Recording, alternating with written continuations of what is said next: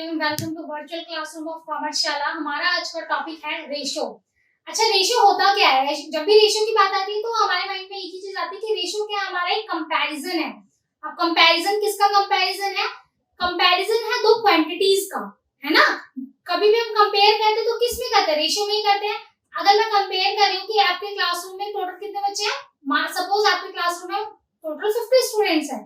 अब 50 स्टूडेंट्स में से 30 बॉयज हैं, 20 गर्ल्स हैं।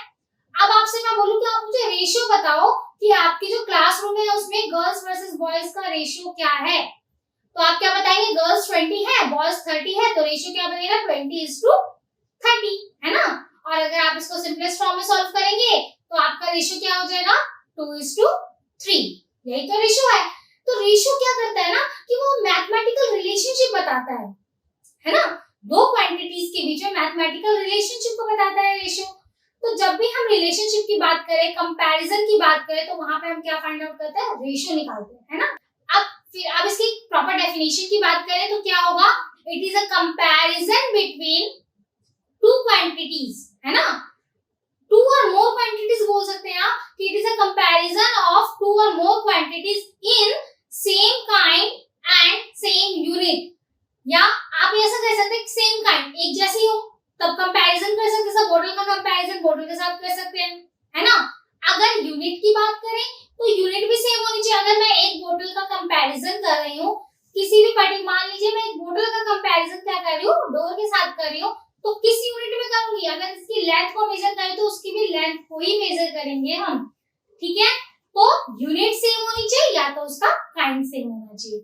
अब बात करते हैं कि रेशो में जो रेशो की कुछ टर्म्स के बारे में बात करते हैं कि वो कौन क्या क्या है।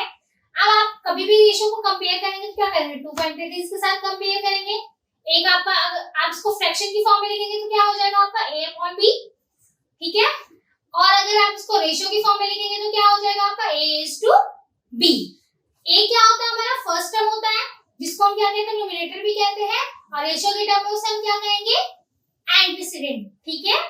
और b जो है आपका, जिसको हम कहते हैं डिनोमिनेटर। रेशियो की टर्म में हम उसे क्या कहेंगे? कंसीक्वेंट, ठीक है। और ये जो दोनों टर्म्स हैं, जो दोनों क्वांटिटीज हैं आपकी a और b, उसको हम क्या कहेंगे? Terms of ratio. अगर मैं आपसे बोलूं कि आपके पास एक एग्जांपल है 8:9, इसमें मुझे बताइए कि एंटीसीडेंट क्या है और कंसीक्वेंट क्या है, तो आप क्या बताएंगे? फर्स्ट टर्म जो 8 है आपका, वो क्या होगा? आपका एंटीसीडेंट होगा। और जो b सेकंड टर्म है आपका क्या है? 9, वो क्या होगा? आपका कंसीक्वेंट होगा।